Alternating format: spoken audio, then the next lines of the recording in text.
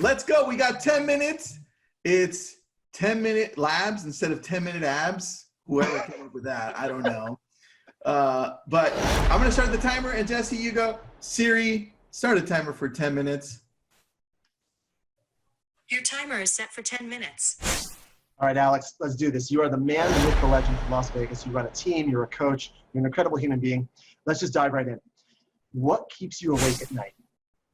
What keeps me awake at night? Actually, I sleep really well. It's pretty unbelievable. I sleep really well. Growth, just unlimited growth. If you know me well, I'm the optimist that finds opportunity in every difficulty. So it's just a matter of getting to that next level every time. I don't look at things as problems. I look at them as riddles of how to figure them out and how to get more out of them. Oh, that is so good. We're 1 minute in, and he said, I'm the optimist who finds opportunity in every problem. Is that what you said? Yes. So there's a quote by Winston Churchill. I posted it before, that a pessimist finds difficulty in every opportunity, an optimist finds opportunity in every difficulty. I love it. All right. So in the world of real estate, what do you obsess over? What do I obsess over? Proper follow-up. Really just understanding and making sure that the real estate industry understands that they need to meet their client, their person, their prospect where they are and not where the agent wants them to be. So it's not about selling them a house today, this week, this month. It's a matter of trying to really figure out and hone in what they're saying. If it's a mythical thing like, oh, I need 20% down, and you really can change that timeline, but trying to find them where they are on their timeline and nurture them through that process all the way to the end, and not have it be about them, not be about the agent, be about the person, and really help them and elevate the entire industry as a result of it, because it's truly service-based. I like it. And Tristan, anytime you want to jump in, man, jump on in. Dude, I'm just absorbing it all. I love the way he said he looks at it as a riddle and tries to solve it. I'm like, what a beautiful mindset, Alex. I love that. It is. He just compared you to the guy from The Beautiful Mind, though, so I don't know if that's a good thing. You you have math equations written behind you in pen right off camera. Yeah, I'm a little bit of a numbers geek, I have to admit. I love it. All right, so we're like just past halfway through 2020. What do you think is the biggest opportunity for your business for the remainder of this year? The unpopular answer is going to be that I think that there's a lot of agents that literally went into the corner and are sitting in fetal position right now, waiting for everything to pass. And they already felt like they struggled to get a deal or 2 or 3 or 5 done in a year, that there's no way they could do it now. So there's a little bit of opportunity in regards to potential attrition in agents, but there's also a great opportunity from the team perspective in grabbing these agents and kind of, nurturing them into the better way to actually approach business. I love it. So how do you do that? So, well, once you've got the opportunity of getting in front of them, and that's by giving back, right? By being a moderator on Lab Coat Agents, by always trying to come from contribution. I don't ask for people's email. I don't ask for their phone numbers. I don't have any direct connection with them. So it's a matter of attraction based, through coming from contribution, the old giver's gain. And once you've got them willing to talk to you or reaching out to you to ask you about things, you can start showing them the ways. And again, I need to meet them just like I talked about an agent meeting a prospect or a client on the timeline. I need to meet them on their timeline. Where are they? What are their needs right now today versus what are their needs going to be in 6 months or in a year from now? And not trying to force feed them anything from, join my team versus go independent versus go this route, that route, be a specialist, do this, do that. It's more based on meeting them where they are. What are their needs right now? But if I'm meeting them where they are and they're listening and they do have those needs, then when I start showing them the value that is brought, they ultimately will want to attach themselves, their wagon to this truck, so to speak, if it's what their needs are. Love it. Oh, interesting.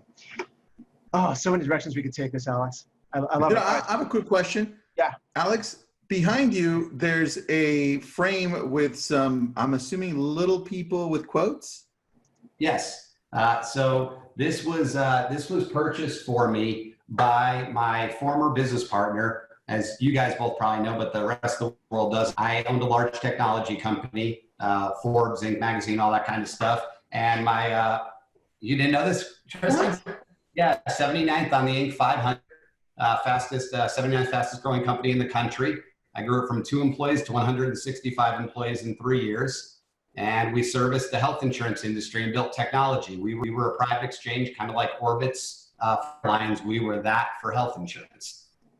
So my former business partner, chief marketing officer there, had this. He thought that it was something that I would really like. And yeah, it's captions of a bunch of people from Larry Page and Tony Hsieh to Gary Vaynerchuk, Steve Jobs. All right.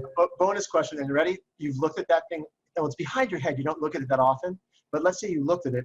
What's your favorite quote if you have to pick one quote off that entire book of that board of amazing quotes? Oh, absolutely. It's the co-founder of Twitter, Biz Stone.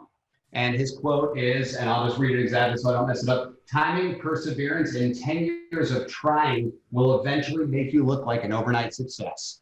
So good. I love it. Let's go on that. I have one question for you, and then let's see where this goes because we got a few minutes. With you being more a high level, agent, team, broker type thing, what are you implementing right now to prepare for 2021? What is your team, you as a leader, what are you doing right now? So 3 things. One is I'm restructuring my entire CRM, and it's really, when I say restructure, it's an incredible amount of housekeeping. My CRM, and I think most people's CRMs, because they don't tag things right, they don't put them in the right status, they don't put them on the right campaigns, they look very much like that old show that you saw on, I don't know, Discovery Channel with the hoarders. They basically, the inside of a CRM looked like a hoarder's house, right? There was newspapers and there might've been rats and some ant farms and you know, old food, and that's what it looks like inside of most people's CRM. So we are doing some major housekeeping to completely clean up the CRM, so that way we know where each person is. So we can be better suited to reach out to them, again, based on where they are. And if they're a 2-year out client or they already bought a home, guess what? By the way, a lot of people don't do this. You get that phone call, or you make that phone call and they say, oh, I already bought 5 months ago. You know what you should be doing? You should be putting a tag in there for 5 years from now or 4 years from now to be reaching out to them with some CMAs and other things, because they weren't your client before, you missed them, but you can make them your client on the listing side when they're ready to sell. So that's one thing. I'm also looking at all my lead sources and reevaluating and really drilling down on the ROI on the lead sources overall. And wow, you see, this is what happens when you have too much on your mind or you're getting old. I forgot. And you sleep well? You say you sleep well? No, I'm kidding. I do, but going to sleep, it's always turning. And I dream this stuff, by the way. It's a little bit sick. All right, I got one last question. I think we're gonna run out of time soon. So I got one last question, which is, or 2 questions. Let's see if we get through both of them. What's the biggest mistake that you believe experienced agents are making right now? Ooh. That is a Dude, where'd that question come from? I love that question. It was on the list. Dude, I love that question. I think really what it comes down to is a lot of short-sightedness, where they're looking at different things in regards to costs, and they're looking at it in a short term instead of a long-term scenario. It's like the person that goes to buy stock, and when it goes up 10%, they sell it, or when it goes down 10%, they sell it, but they're in their 30s and they're really looking for a long-term investment strategy. Leave it in. If you're in a solid company, leave it in. Let it go. Stop looking at it every day, and let's see how things pan out. There's so many experienced agents that simply haven't started to really do the shift with the paradigm shift, with technology, with coronavirus, with other things. And now when they apply certain marketing plans or certain new lead systems, some of the more dynamic things like a street text or something along those lines, they leave it on for a month or 2 and they don't see the return right away, and they shut it off because it's just not something they were used to, and they go back to their old farming ways. Not that that doesn't work, but You got to be innovative. I love it. Same advice for brand new agents, or would you give different advice to brand new agents? Brand new agents, ultimately, I would really still say work your SOI. And that was the third thing that I was going to say earlier. On the third was video. Video. Get heavier in video. Show up on everything, on your Instagram stories, on your Facebook stories. Do real video. Get on YouTube. Learn these systems. They are the way of the future. They're going to keep getting bigger and bigger. I love it. That's a wrap, guys. I thought you were going to say new agents, work your ass off, but you didn't. You said work your SOIs. So But you said it, Tristan. said it. You can So- tell them. Alex, thanks. Jesse, awesome host, buddy. Great questions. Thanks again. That's 10-Minute Labs. We'll see you tomorrow. Thanks to both of you. Hi, guys. Thanks, Alex.